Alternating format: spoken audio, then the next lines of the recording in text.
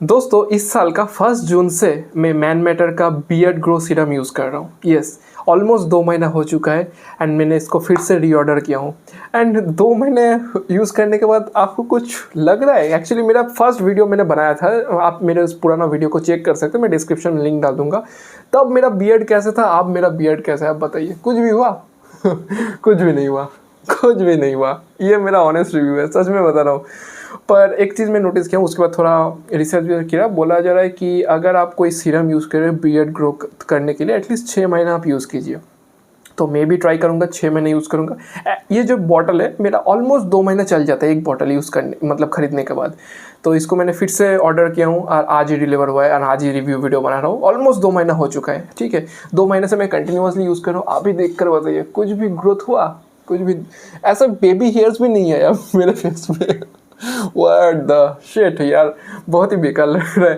तो चलिए मैं दिखाता हूँ। इस टाइप का आपको पैकेजिंग मिल जाता है, तो कुछ भी नहीं, इसके अंदर एक छोटा सा आपको एक बॉक्स मतलब इस टाइप का ये एक बॉटल मिल जाता है। ये रहा सीरम का bottle, man matter beard grow, इस टाइप का आप इसे यूज़ कर सकते हो। बेसिकली कुछ भी नहीं करना है, इस ड्रॉपर को लेना है, उसके बाद मतलब 1 ml या 0.5 ml जो भी आप यूज़ करना चाहते हो उसको यहाँ पर पिक करना है, उठाना है।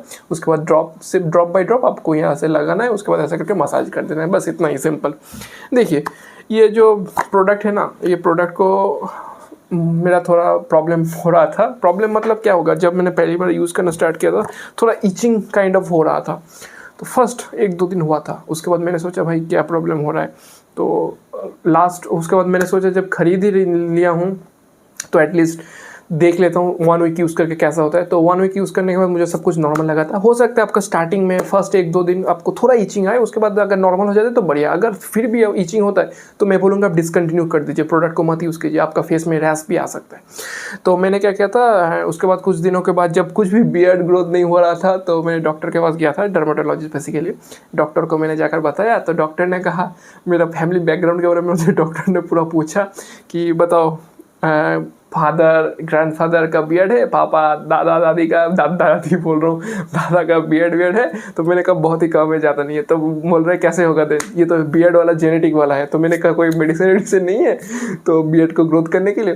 तो बोल रहा है नहीं, मेडिसिन हम लोग नहीं देते बियर्ड ग्रोथ करने के लिए। अगर कोई रैसेस हो जाता है, कोई इन्फेक्शन हो जाता है तब हम देते हैं। पर तो मैंने कहा इसका उपाय क्या है, बियर्ड ग्रोथ कैसे कराना है?